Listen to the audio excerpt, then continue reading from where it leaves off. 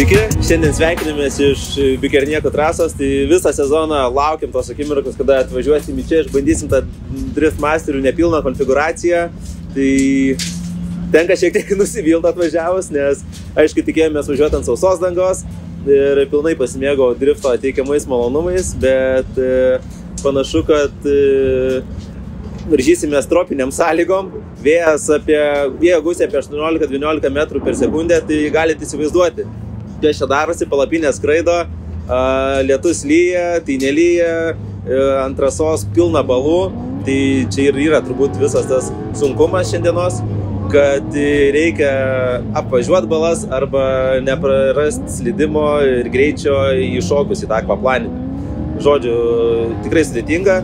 Kitas sudėtingas dalykas turbūt, kad daug labai lygų, mažai važiavimų, tai turėjom 1,5 valandos sesiją turėjom treniruočių, tai 2 važiavimus padariau, 3 jau nespėjau, turėjom šiek tokį įvykėlį trasai, Natas atsižymėjo šiek tiek, bet šiaip nuotaikos geros, neskaitant dar vieno niuanso, tai Edgaro, kurio dabar nėra, Edgar išvažiavo pas vietinius į garažą pasikeis greičių dėžę, tai jungiant ketvirtą bėgį sprogo dėžė.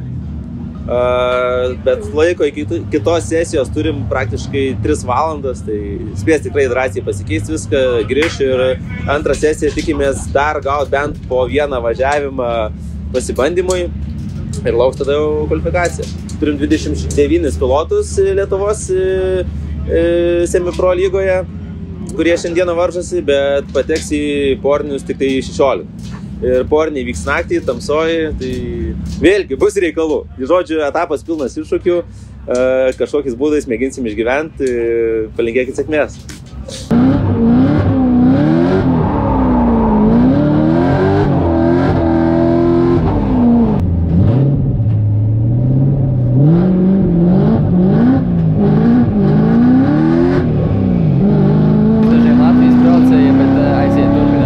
Tātad tas ir lietuviešu braucējs un viņš aiziet savu pirmo braucienu, iemeties pirmajā līkumā.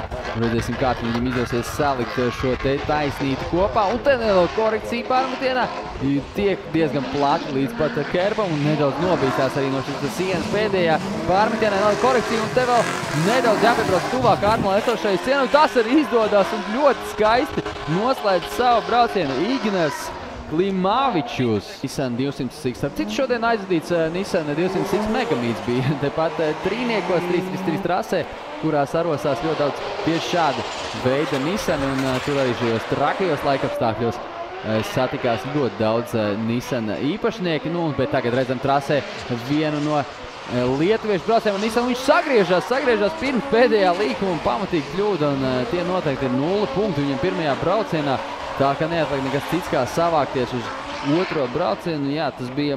It was Edgaras Petravičus. Kaip Edgarai sekasi to? Qualification run, making a big mistake. Bloga diena nuo pat pradžių. Generatorius, dėžė. Bet kovotojas rankų nenuleidžia. Jo. Pirmų rano 0. Antrų gal ne 0. Dar liko vienas šansas. Kaip šiaip trasa, Bikerniekai? Įspūdis? Bikerniekai tai žinomi, bet labai skiriasi danga dabar. Bent jau aš tai jaučiu vietoj į kabiną, atrodo su kabina, paskui tai jausmą, kai užvažiuojant sniego atrodo, labai, nežinau. Žiauriai sunku.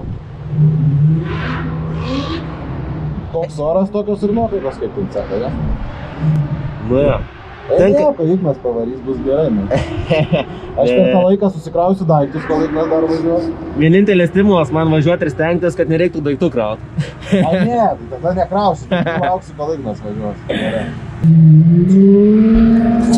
Ja, tokie reikalai, žodžiu, sąlygos sunkios, bet viskas bus okei. Laukiam savo eilės, atvažiavam antram runui, bet pamiršam, kad dar važiuoja Latvijai, Estai ir visi kiti semipro pilotai, tai truputėlį per anksti truputėlį atvykom, dabar ramiai palauksim, kol visi suvažiuos ir tada eisim užbaigti kvalifikaciją ir mes. Labai greitai tempsta iš tikrųjų, tai kol suvažiavo visi Latvijai, Estai ir kiti semipro pilotai iš kitų šalių, tai gerokai pritemo. Manau, kad dar 20 minučių ir šis nieko nebus galima matyti.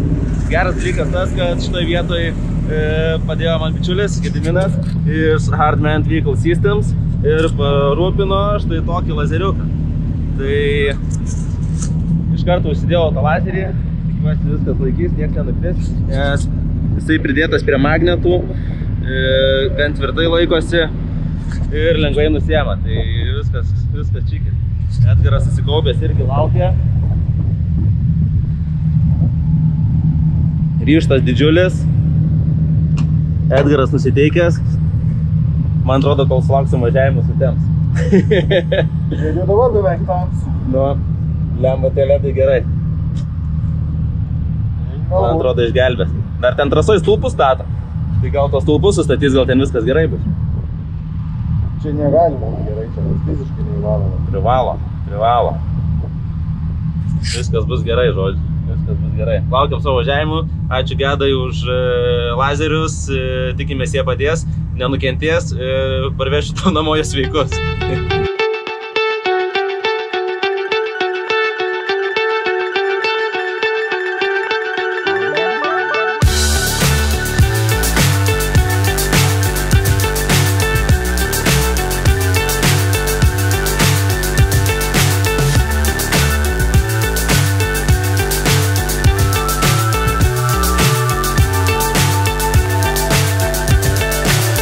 So high I'm hypnotized. What's up is down, what's left is right. Chasing stars and holding you. I can't see the end, but we'll see it through.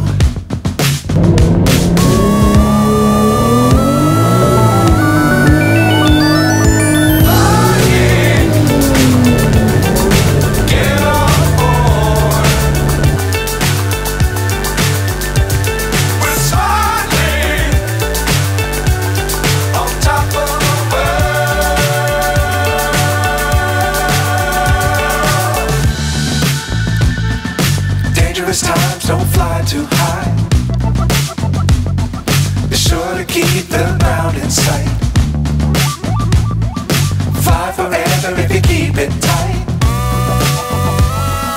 Love the world but keep the sky on your mind. Flying, get on board. We're soaring on top of